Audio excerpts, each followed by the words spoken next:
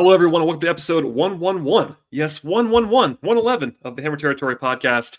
I am your host, Brad Rowland, coming to you on a Sunday evening on our normal time slot, and I'm joined by Scott Coleman here at mid-November. Scott, how are you as the Braves? I've not been playing baseball for quite some time now. It feels like nothing's happening, but it's still like kind of early in the offseason. What's going on? Hey, Brad. Good to be on with you, sir. Baseball offseason, it's kind of love-hate. In a way, it's nice that it kind of spreads itself out over 3 months, but there's also these periods where like literally nothing goes on, and it's not the most fun from a fan perspective or even from a podcast perspective. But hopefully soon enough, the Braves will be making moves, and really just across the league, we'll get some activity and movement, because even if it's not the Braves, it's still fun to see where players wind up and what trades go down. It definitely is, and we should always kind of timestamp these offseason episodes just so people know when we're recording this podcast. It's like 7:40 p.m. Eastern on Sunday. To this moment, and you actually corrected me, I thought it was 0 signings. One player has signed in free agency, and it's Kyle Hendricks. So it's been very, very quiet across the league, not just with the Braves, obviously. There's been the opt-outs. Last week we covered that in detail. We should say also, I was not there, but the other three of you were, a 3-man trade target extravaganza, bonanza, whichever word we want to use for that one, was our most recent episode. That was episode 110. That's a must listen. It's a long one, but certainly excellent content from Scott, Sean, and Steven. We are also part of Foul Territory, so please subscribe to this podcast. We are at Hammer Territory. Anywhere you find your podcast, leave ratings and reviews on Apple, Spotify. If you want to watch us on YouTube, we are on video there as well. And I definitely enjoyed that as a listener, Scott. I have to say, I was traveling this week. It was a busy one for me, and I was like, oh, I'm on a plane. Let's fire it up. And it was nice. I enjoyed that. Yeah, it was a fun episode. And generally, it's you and I doing the shows, but that's kind of the beauty of our setup now on Hammer Territory. We do more shows than we used to.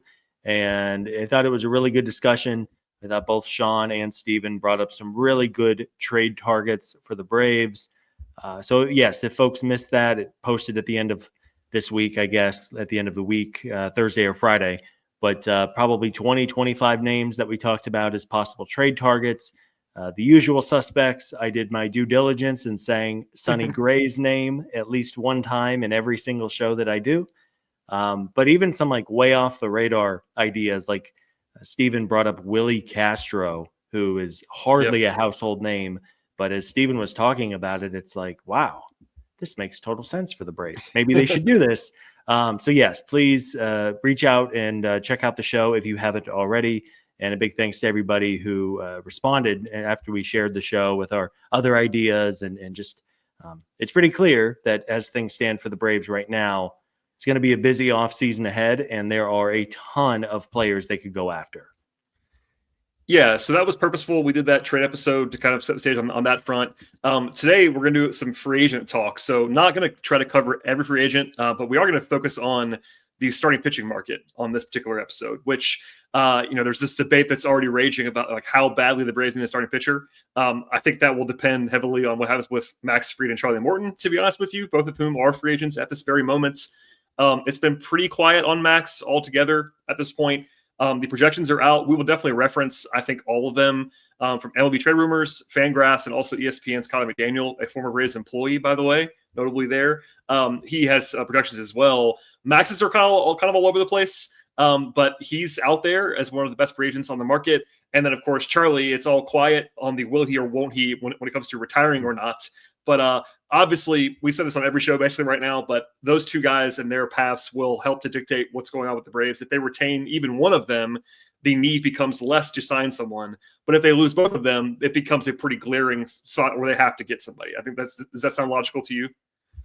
It does. And, I know that Charlie is maybe a bit of a divisive pitcher with the fan base.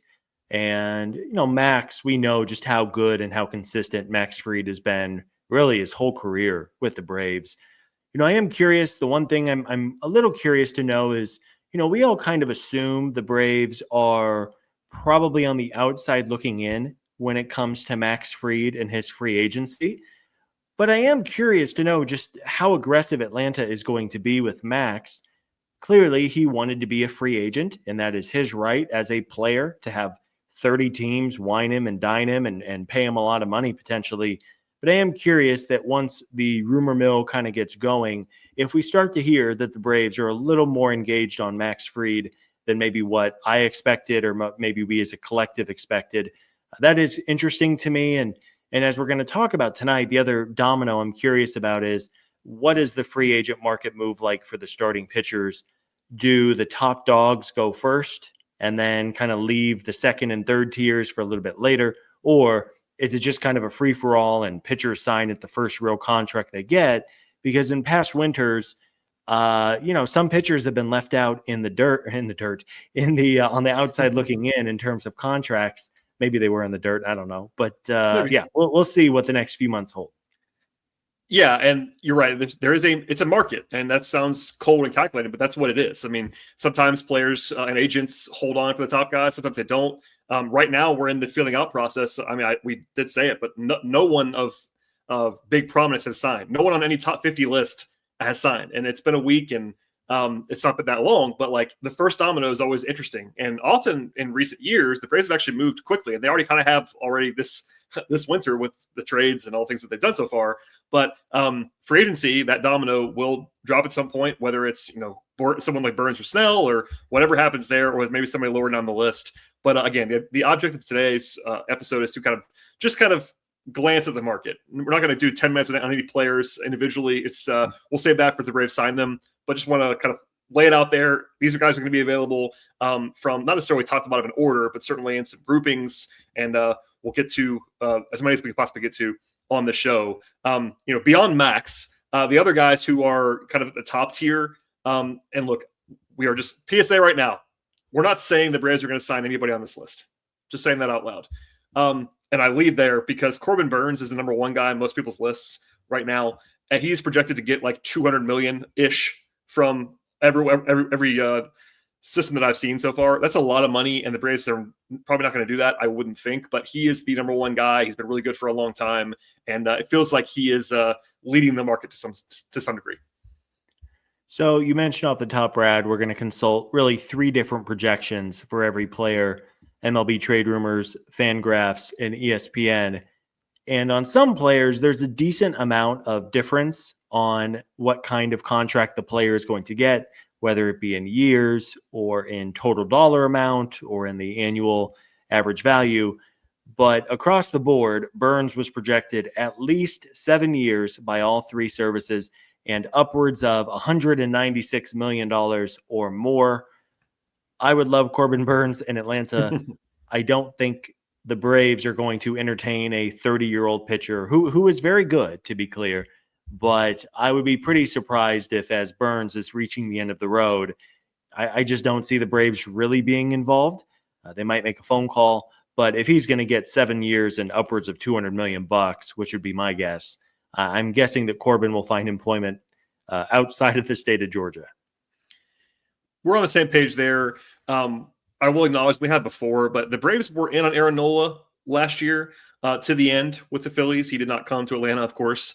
That was a little bit less money than what Burnes is projected to get. And also, we don't know what the Braves' final offer was, but whatever it was probably less than he got from Philly. So they were in it, but they were not in it at this level necessarily. So and things have changed since then, of course. Maybe Max leaving will maybe make it even more urgent if that were to happen.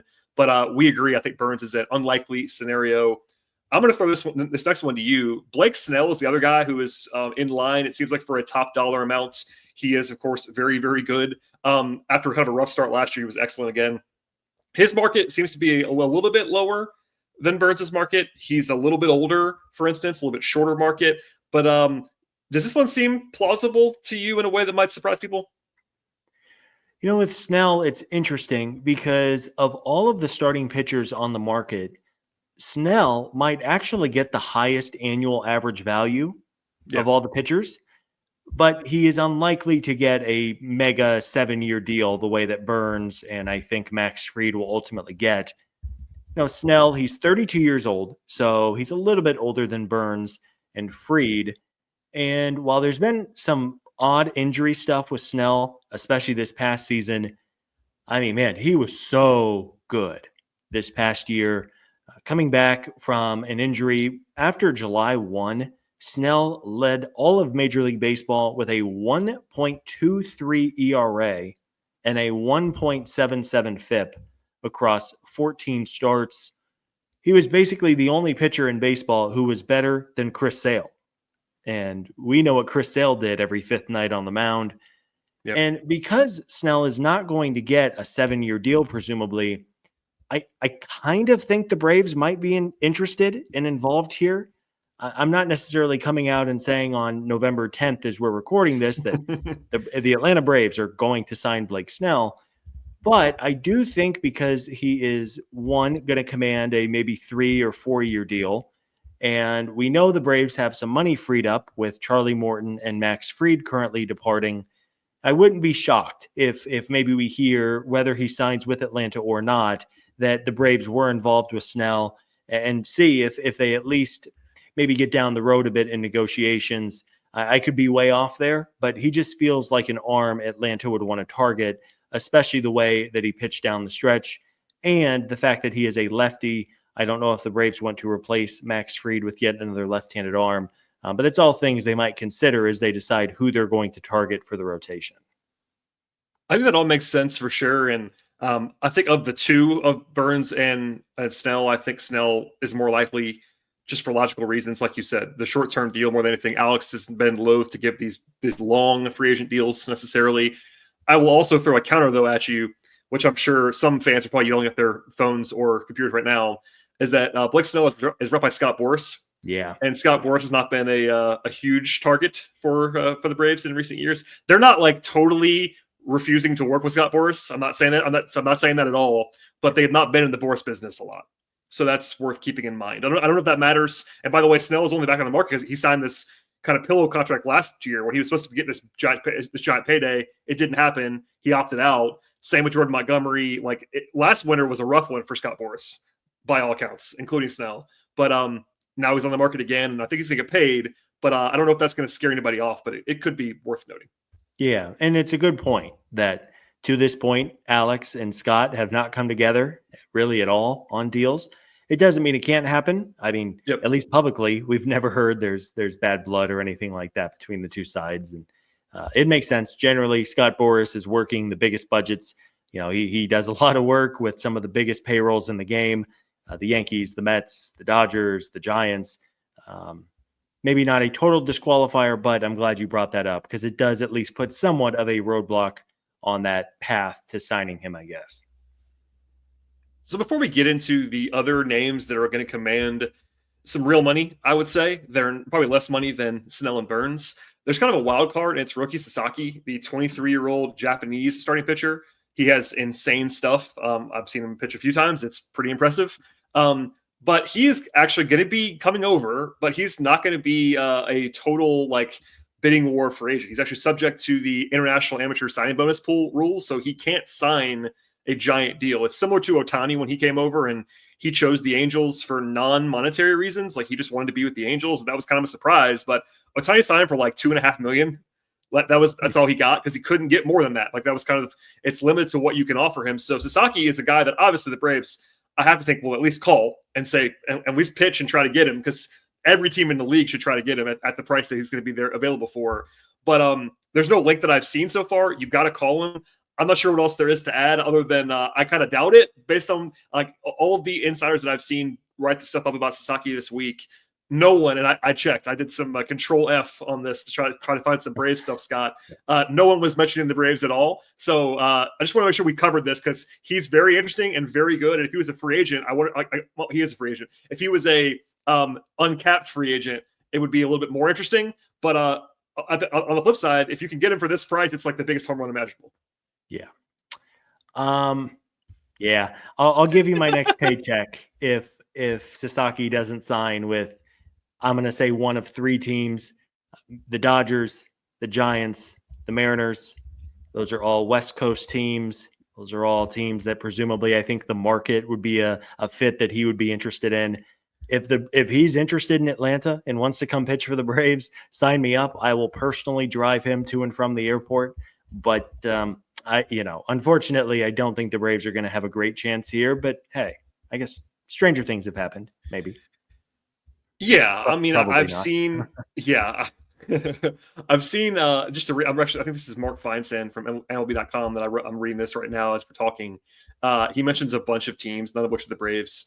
Unsurprisingly, Dodgers, of course, are probably the number one team that everyone's thinking about. Padres are in the mix too. That's another West Coast team that you might consider. Not too far from there. He did mention some non-West Coast teams, like the Yankees are on this list, the Mets, the Blue Jays, the Cubs. The big market teams, basically. I don't know if that means anything. The Braves are big market too, for the record. Atlanta's a big market. It's a big Southeast. All the things that we talked about forever. I just wanted to make sure we talked about Sasaki because, look, if they could get Sasaki, that'd be absolutely awesome. I'm not sure how good he's going to be. I assume that he's going to be pretty good, but it's the price tag. Like, if you can get a guy that's not eligible to sign a giant contract, he's going to be playing for you for arbitration money, basically, and that's a great spot to be in. But yeah. I mean, it's almost like a no risk proposition for what you're going to pay him. And hey, everyone thinks he's going to be awesome, but if he's nothing special, then you've lost $6 million over the course of your deal, and you move on. I mean, it's kind of like a golden ticket, and everybody around the game thinks Sasaki is going to be very, very good. He's making an interesting and calculated move by coming over. Basically trading money today for the chance to then hit free agency in the major leagues at age 29, if he ever gets there. We'll see. I don't know all the ins and outs of what his contract will and won't permit, but he is basically coming to the United States as quickly as he can to play in the majors. And it's going to be interesting to see just where that bidding goes. But again, man, I think I would be pretty shocked if he does not end up, we'll say this, on the West Coast or in New York City. Yeah, and just wanted to make sure people understood that it's not like Yamamoto. Like a year ago, Yamamoto came over. He was free to everyone. He signed this $300 million contract. It's not the situation. So keep that in mind when you're talking about Roki Sasaki. Moving on from there to a bunch of other guys who are kind of in that second tier, but not in a bad. When I say second tier, it's not a bad thing. These guys are clearly top three in the rotation kind of arms. The headliner for me anyway is Nathan Eovaldi, who I know you and I mentioned about a week ago on the podcast. He's the one guy that's been there's been a little bit of reporting on that. I think Mark Bowman linked to the Braves already. The projections are then at like 2 or 3 year range for $22-ish million a year, like kind of a Braves sweet spot in some respects. He's 35, but he's been very good for like a half decade now, and postseason bona fides, all those things. A guy that like very clearly would appeal to me, but also to the Braves, I think. What do you make of Eovaldi? Because he's like all the boxes that Alex would want and check off. Yeah. Of every name that we are going to say tonight, other than Max Fried, I think Eovaldi is the most likely to join the Braves from this group of free agents. He just kind of feels like a Braves pitcher. I don't know, Brad. I mean, am I off in that? He just feels like a guy who, I mean, the blue square will pop up that says Braves signed Nate Eovaldi, and it's like, yeah, they did. Okay. Yeah, no, we are 100% in agreement there. He's not from this. The only thing that makes him a little bit less is that he's not from Georgia. He looks like he's from Georgia. Like the Braves love their Southeast guys, and he's not from. He's from Texas, so it's. But other than that, you're 100% right. Like he feels like a logical, and I want to say this, and not in a way that people are going to hear it. A Charlie Morton replacement, and he's better than Charlie Morton right now. But he's like signed Charlie Morton when the Braves signed Charlie Morton the first time, essentially. Mm-hmm. Like a really, really good veteran who's already in his mid-30s, who doesn't need to you don't have to wine and dine crazy. You're going to pay him like an adult, like a number 2 starter basically. But he's not going to. There's no trouble there. Like he's just a safe bet. It seems like, and that's what Charlie was, and that's what Eovaldi seems to be now. Look, just to say this out loud, no pitchers are safe. Basically, arm injuries, all those things. I'm knocking on wood right now, but 5 years of him basically being the same pitcher. Just to say this out loud, I pulled this today. He has an ERA between 3.72 and 3.87 in 5 consecutive seasons. He's been the same guy for 5 years in a row. And that's not an elite pitcher, but that's a very, very strong number 2 starter or an elite number 3 starter. However you want to look at that. That's a great guy to have on your roster who is, again, playoff bona fides, veteran, et cetera. Like, sign me up for Nathan Eovaldi at any reasonable cost. And just looking at the projections for Eovaldi's contract, MLB Trade Rumors had him at 2 years and $44 million. ESPN had him at 2 years and $45 million. So about $22 million a season. And that's a number that Alex seems to like when he's paying It's similar to what Riley's making, Olson's making. I think Chris Sale's a little bit below there. But, in terms of, we'll say the leaders, the veteran leaders in the clubhouse, that's kind of a sweet spot. Fangraphs was similar in money at 48 million, but only 3 years getting 3 years instead of 2, which of course is lower on an annual value, but you do get one more season. So that's kind of the market, 2 to 3 years, maybe 20 some odd $1 million a year, low 20s. I'm all for Eovaldi, especially if Charlie Morton decides to retire or if the Braves decide to move on. I think you could slot Eovaldi in at the top of your rotation, Sale, Schwellenbach, Lopez, at some point Spencer Strider, if they add anybody else. I mean, frankly, Brad, maybe we should do a quick point on this. Do you think the Braves go out and add one starter this winter, or do they need to go out and add like 2 solidified arms? And I'm curious to get your take because I wanted to bring up a quick point tonight. Yeah, no, I think again, a lot of it depends on whether they bring back either Max or Charlie. If it's neither of those guys, oh boy, I am, and every year people probably listen to this podcast for a long time will know this. We tend to lean into getting more pitching than other people seem to think that they need. And I made the point on a recent show that I think they had 13 guys make a start last year. You just need a lot of arms. If they lose Max and Charlie, they need to get 2 guys via some method. It could be a trade, it could be free agency, whatever. In addition to all the young guys they have, et cetera, in my opinion. If you lose one of them, even if it's Charlie that comes back, Charlie's not Max. But if you get Charlie and another guy to kind of fill into the Max slot, and now, of course, you get Strider back at some point in probably May, something like that, I think you're okay there. But if it's I wouldn't want to lose 2 and bring in 1, if that makes sense. Yeah. Yeah, I agree entirely. And, I think it's just a point worth making tonight while we're talking about free agency and all these starting pitchers.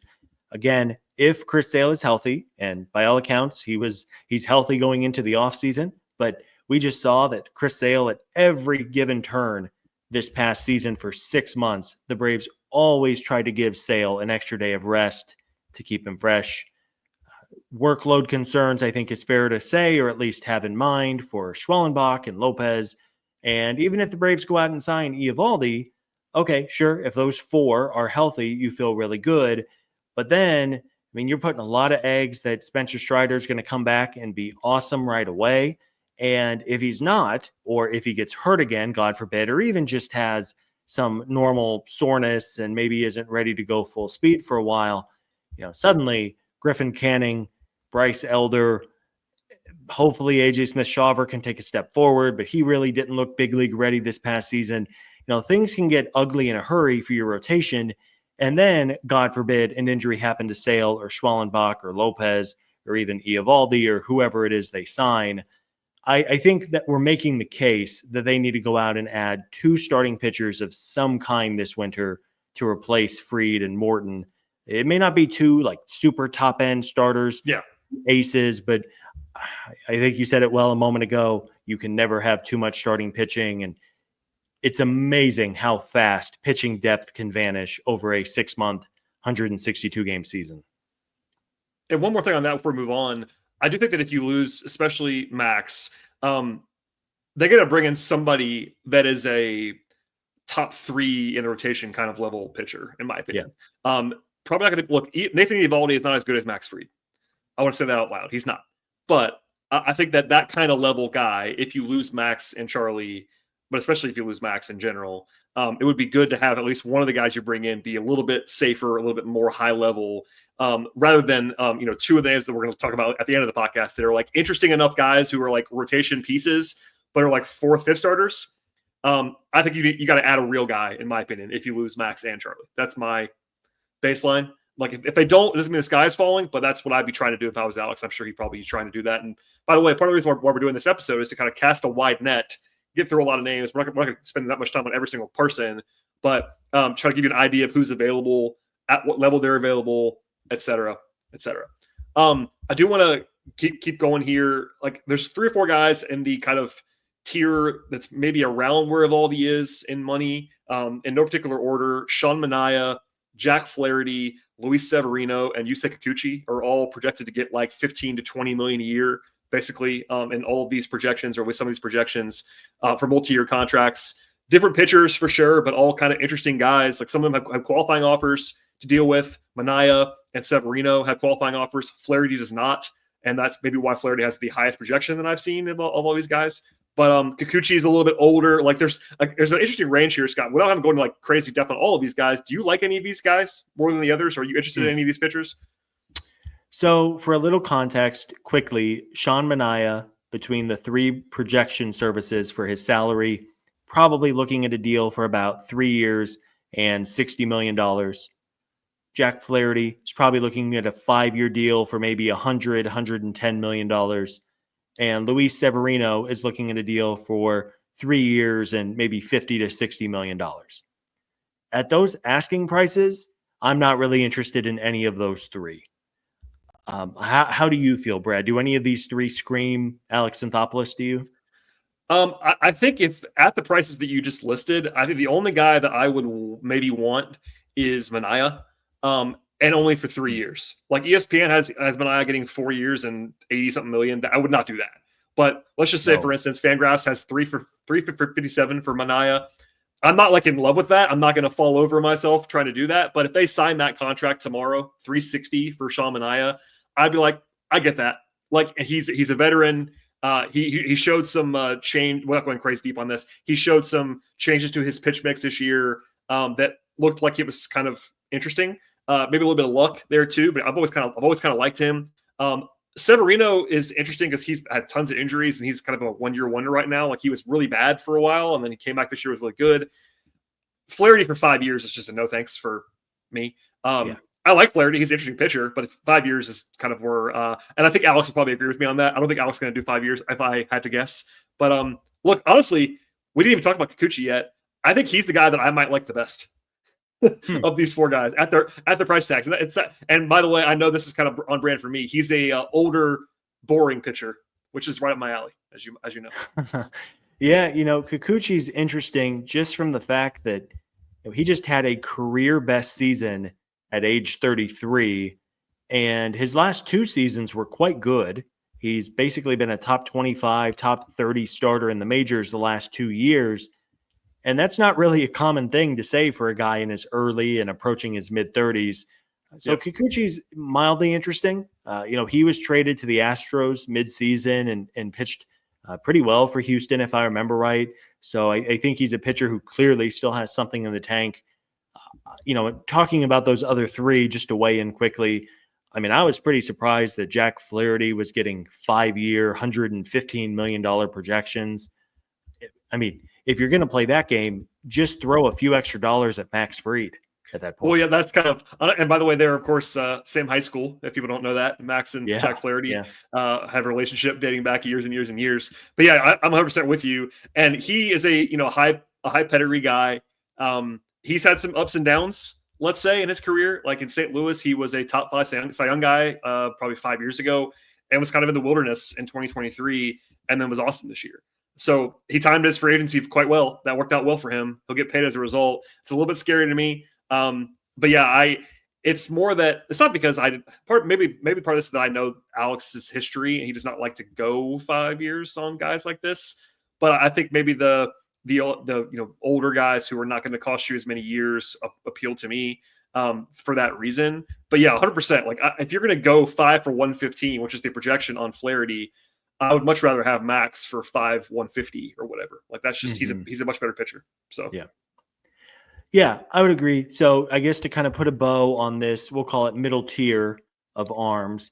Now, I think Eovaldi, really, I mean, seriously, if you made me pick today, Brad, a free agent pitcher where I had to put, a decent amount of money on who are the Braves going to sign between both the obvious fit and the fact that Mark Bowman reported that there has been some interest already in, I mean, truly like the first day of the offseason, I think Bowman reported that the Braves were interested in Eovaldi. He is probably the one name, I think I said this a little while ago, but the one name I could really see the Braves signing on top of Max Fried, because I still deep down, I don't know, man, I just have this weird feeling with Max. I know he wanted to be a free agent. Maybe I'm delusional. Maybe it's because I love Max Fried and he pitched a World Series clincher. But I think Eovaldi makes a lot of sense here. I'm not in love with any of the other names in this group. I do think Kikuchi is actually moderately interesting if his market really doesn't develop in the way that it didn't develop for a handful of pitchers last year. But I think Minaya and Severino in particular, with the qualifying offers attached, assuming they decline them, I just, to lose a draft pick and take on the risk that it would take for those two, I just don't see the Braves doing it. So from here, there are other guys too that are, projected to be a little bit all over the place. Like there's some short-term guys, there's some old guys, there's some more fringy guys. We'll just be quickly on this to so we don't talk about these guys for an hour and a half, because we could easily do an hour plus show on this. There are some buy low candidates, and Alex likes a buy low. We've seen that before, as recently as Chris Sale. To be honest, they bought very low on Chris Sale. That worked out very well. Alex likes pedigree. He likes guys who have been good in the past, that you're trying to kind of be a reclamation project, etc. There are two names that are pretty much exactly like that to different degrees. One of them is Shane Bieber, who is currently injured. He had Tommy John in April 2024. So he's going to be out probably till the summer, if I had to guess. But a former Cy Young winner, an awesome pitcher who's 29 years old and who has a different projection in every place. It's actually a 1-year deal, one place, a 2-year deal, one place, 3-year deal, one place. His projection, for obvious reasons, you got a great pitcher who's hurt right now. That's going to cause some uncertainty. And then you have Walker Buehler. And Walker Buehler, if we can be candid, was just bad this year for most of the season with the Dodgers. But then he had a great playoff run on a World Series clincher, on a World Series team. And also before that, before his downturn, was an ace basically for like 4 years. And is only 30. And those kind of guys just scream Alex to me, like in a different way than Eovaldi. Eovaldi is the comp is Charlie Morton 4 years ago with Eovaldi. These guys are more like in the real Alex realm of like, all right, we see something here, we buy the pedigree, and the price matters because look, Scott, we can talk about this for days. A lot of this is going to come down to, on all these pitchers, where is their market? Alex is not someone who's going to pick a pitcher on this list and say, we have to sign this pitcher. That's not Alex at any cost. He's going to have a board that says we're going to go to this dollar amount on this guy or whatever. He'll be flexible. I think the history shows and tells us that he's not going to be centered on one guy without any context. It's going to be like, all right, what's the market here? Who can we get a good deal on, et cetera, et cetera. And I feel like these two guys, while they're volatile for sure, they're not safe. These guys are not Eovaldi. They're not safe, but they are pretty interesting. Yeah, they're very interesting to me. And, with Buehler, he's a player that Alex is familiar with from his days with the Dodgers before he came over to run the Braves. Buehler was in the organization when Alex was there. I believe he was drafted when Alex was there. And there's obviously some familiarity. I'm really curious to see if Buehler even really entertains other offers on the market. I kind of think he's going to go back to the Dodgers. But if he doesn't, I would be very interested in Buehler. His stuff was still quite good, especially in the playoffs. And we have seen as pitchers distance themselves from these major elbow surgeries, they generally get better and better as time passes. And Shane Bieber is fascinating. I mean, you could make a case. This guy was a top 5 starting pitcher in baseball for multiple years. I mean, he was literally, I think he won the pitching triple crown in 2020. I know 2020 was the weird season, but he was the best pitcher in the league that season in a small sample size, but it did happen. And he was, to your point, unquestionably elite for about 4 years. Yeah, Bieber was, again, one of these Cleveland pitching factory gems that, Cleveland's unbelievable at developing pitching. Bieber, very good, had the surgery. Velocity was down before that surgery. But for a team like the Braves, who are not really desperate for starting pitching at this point, I'm curious if Bieber's up for like a 1-year incentive-laden prove-it deal. That screams Alex Anthopoulos to me. Or even a 2-year deal, knowing that he probably is only going to have a couple of months to rebuild his value. But both Bieber and Buehler, to me, are interesting, especially if the Braves have the money or the prospects to go make a trade for a more frontline starting pitcher.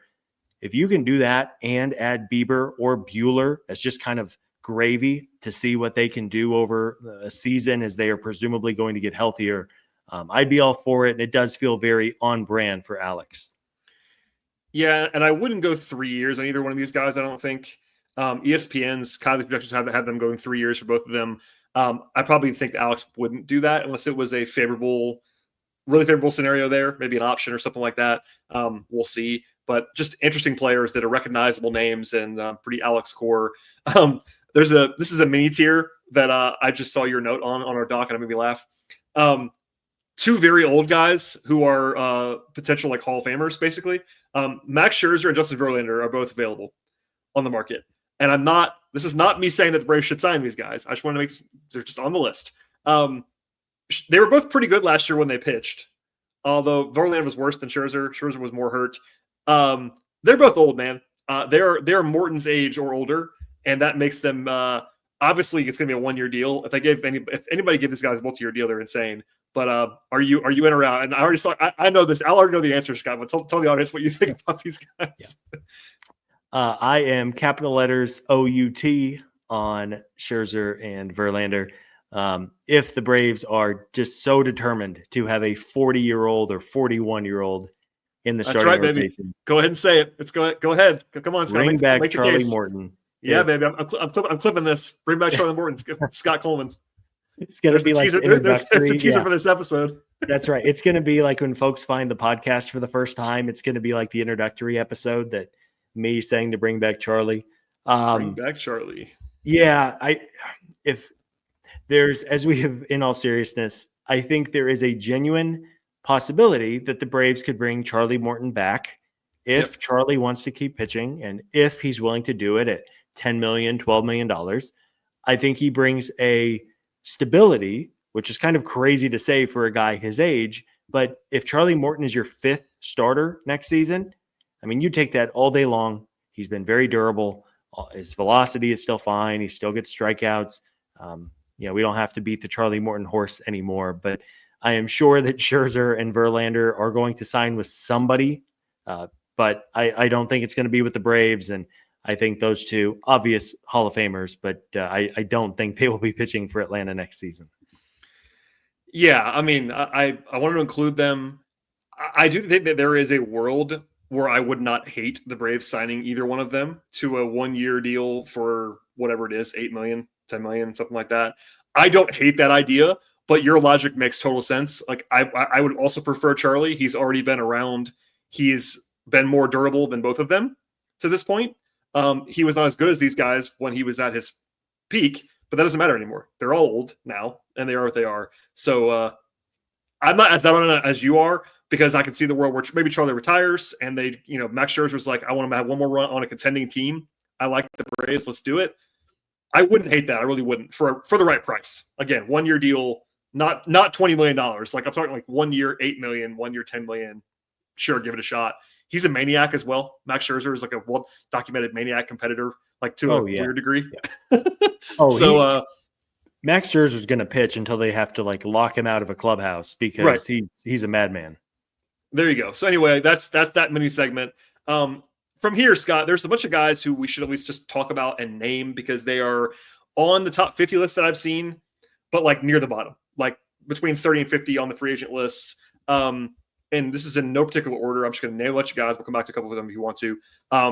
Matthew Boyd, Kyle Gibson, Jose Quintana, Nick Pivetta got a qualifying offer that shocked everybody from Boston. That was the one that no one saw coming.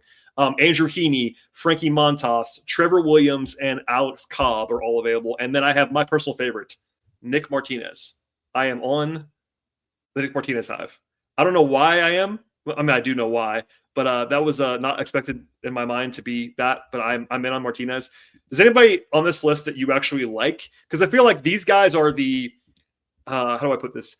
If the Braves sign anyone on this section of the list anytime soon, Scott, Braves fans will not be happy about it. They may not be mad about it, but they'll be like, who is this guy? This guy's not very good. And I'll have to come on the podcast and say, look, guys, these guys are okay if they're 4th, 5th starters.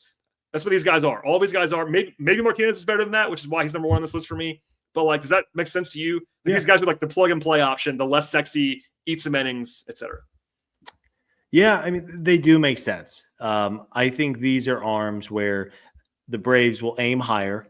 And if they swing and miss on some of these better arms, then you can always circle back to these guys. I think you said it right. half of these names are not going to be signed by next weekend. I would imagine their markets will probably play out more in January and February once the big dogs have found homes. Let's talk about, I mean, you mentioned Nick Martinez. Why don't you kind of set the stage with him a little bit? And then I have one name, which is kind of interesting to me, but go ahead on Martinez. Yeah, so Martinez is the guy that I like, and part of the reason why I'm saying that is not only because I like him, but I think he kind of is Braves core from what we've seen recently. I would make the comparison, not necessarily with stuff, but the situation to Ronaldo Lopez a year ago. Martinez has been a reliever at times in the recent past. He's also been a starter at times. He's gone back and forth and been effective in both roles. The last 3 seasons, it's a 34-year-old guy on the Reds. He has an ERA of 3.31 in the last 3 seasons. That's very good, obviously. FIP about 3.7, 75, 78, something like that. It's not been a full-time starter. He's been a reliever sometimes, so it's only 359 innings. So it's not like a crazy amount of workload, but it's kind of like Lopez, where you can get a guy like that. He'd be good in the bullpen. He'd be good as a starter. I think the price will be reasonable. His walk rate was really, really down last year, which I like. Just all the check boxes. Like, it's obviously a guy that's going to probably get some money from somebody. I think he's not going to be like dirt cheap either, but I think that he could be this year's Ronaldo Lopez. Not necessarily go out and put up a 2.0 ERA. I'm not saying that in the way that Lopez did, but if like the same reaction that we had about Lopez when they signed him a year ago, I would have now about Nick Martinez. Like, hey, good pitcher. We'll see what the role is going to be, but a guy that's going to help your pitching staff is what my pitch would be there. Yep. I like it. And the other name that I'm going to throw out there, and a similar mold where he's probably a little versatile in what you could do with him, rotation, bullpen, opener, whatever it might be. But Matthew Boyd is pretty interesting to me. Boyd underwent Tommy John last summer in 2023, but took some time, ultimately signed a 1-year deal with the Cleveland Guardians. And while Boyd has had some injuries really throughout his whole career, whenever he's been on the mound, he's been pretty effective. He has really good stuff. He has a 28% strikeout rate and only an 8% walk rate this past season. And while he's never been like your typical start 30 games and throw 100 and however many innings, I think there's something with Boyd that's interesting in the way that, again, similarly, kind of like a Ronaldo Lopez, you can figure out how to use him. He could be your back end starter. If everything's going perfectly and say you add somebody else and Strider's amazing and everybody else is healthy, they could go to a 6-man. They could make him a bullpen weapon. They could make him an opener. They could go to a 6-man rotation. I don't know what they would do. But again, I think we wanted to at least point out that there is kind of this maybe dozen or so pitchers who are not frontline guys. No one's going to go do cartwheels when the blue square pops up with their name, but they all do varying things well. And presumably we'll get a phone call from the Braves if they don't go out and address their rotation within the next couple of weeks. Yeah, and the only thing that I would say, these guys are all kind of similar, but for instance, I think Martinez is like, for me anyway, is closer to the other group than this group. Mm-hmm. That's my hottest take, is that he's more in the talent level, skill level of the Kikuchi Severino tier. But people don't know who he is because he's been on the Reds, and I get that. It's not, he's been in relative obscurity there, but I like him. But even, he's getting some real projections. I think Kylie had him for like 2 for 30 something million. Like, it was not a small contract. Like, it's a real number that you have to pay that guy. So I mean, that's all I have as far as like names to talk about, Scott. I mean, we gave the whole spiel already about how the Braves just need, and every team, this applies to every contending team, you need more pitching than you think you do. That's just, and they know that. Alex, to his credit, always seems to know that. We'll probably do another show on the bullpen, which is now thrown into some chaos with Joe Jimenez injury.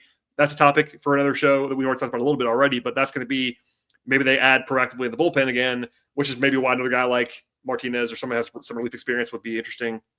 And then, of course, position players are another domino altogether. The shortstop position and the outfielders, of course, top of the list there. But anything else you want to add as we kind of just did this run through a bunch of interesting pitchers, and I think that we all know they got to add somebody. Yeah, the Braves need people to cover innings next season. Just full stop. if there's anything that Max and Charlie have done the last 3, 4, 5 seasons, they have eaten a ton of innings for the Atlanta Braves, and they've been good innings. And we saw this past season, if you have a rock solid starting rotation, it can carry you no matter how terrible your offense is. And clearly the Braves have some money and openings to really address the rotation, whether in free agency or with trades. So it's really going to be interesting to see what they ultimately do. Again, if folks missed the trade targets episode of the show, we mentioned probably a half dozen or so starting pitchers the Braves could go after.